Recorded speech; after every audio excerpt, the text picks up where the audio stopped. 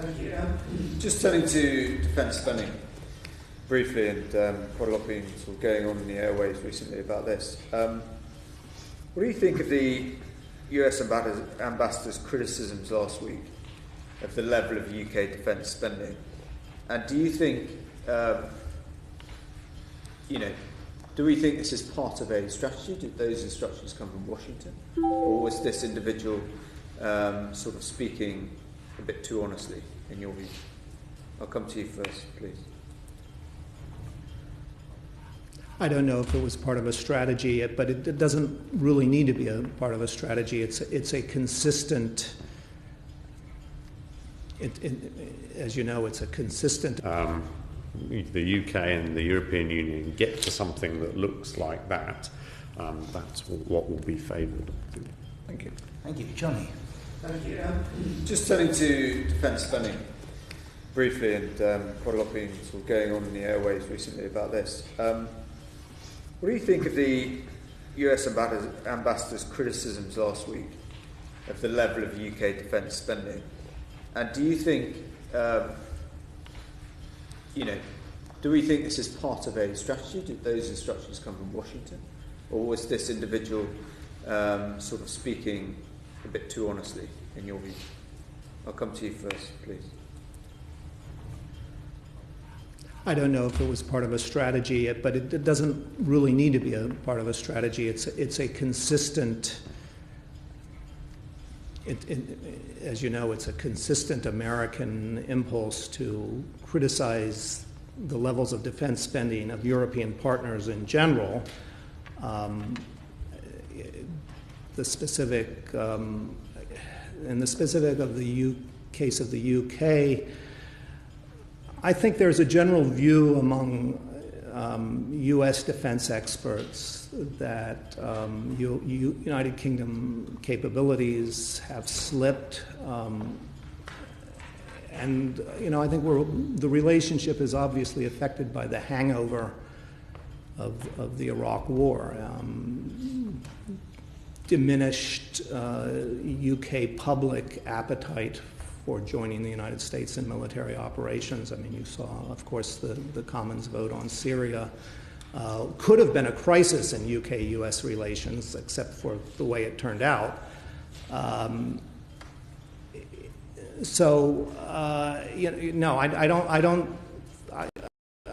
think this is a common American refrain that was usually directed towards other European partners. I mean, notably the Germans, but now more attention has been focused on the UK.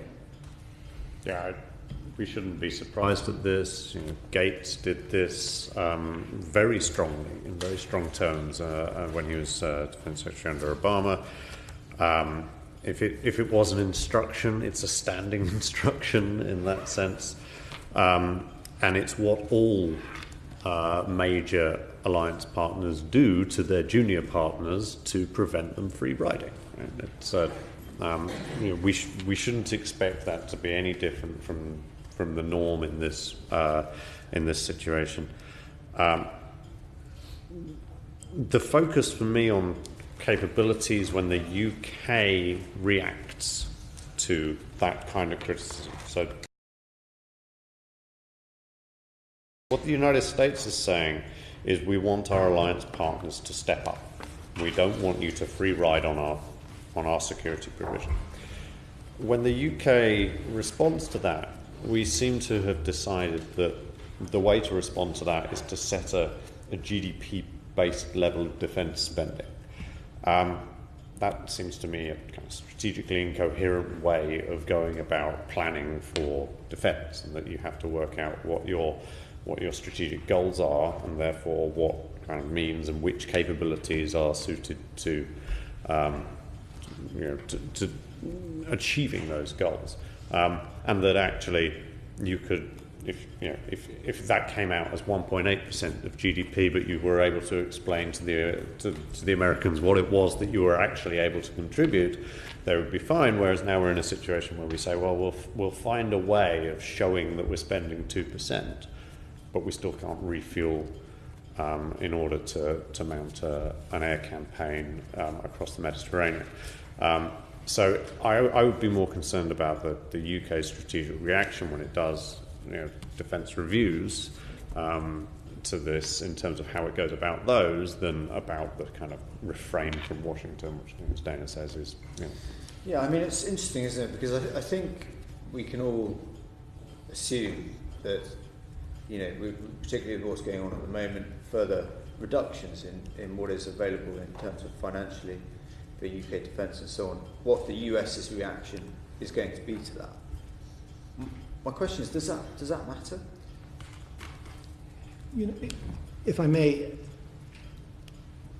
you had I don't know if there's a game theory construct that explains this, but for a long time you had a problem, or maybe an advantage in Europe,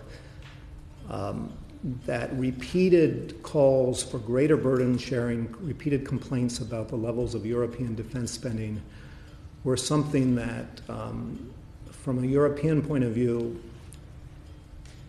in a sense made people feel bad, but wasn't necessarily a matter of crisis, because there was a general recognition, a correct recognition, that the United States could not afford to leave its European allies in the lurch. I mean, in a way, if the banking analogy is, if somebody owes you $1 million, that's his problem. If he owes you $1 billion, that's your problem. And the United States may have seen Europe as, in some sense, insolvent, but it still had to bail it out.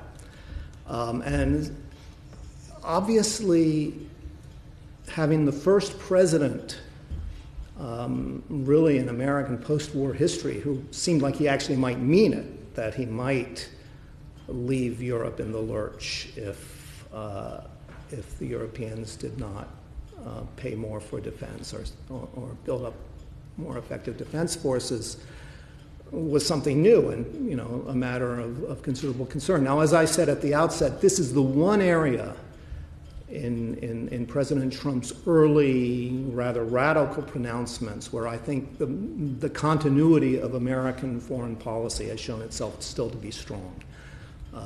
So on balance, I would say the American commitment to the defense of Europe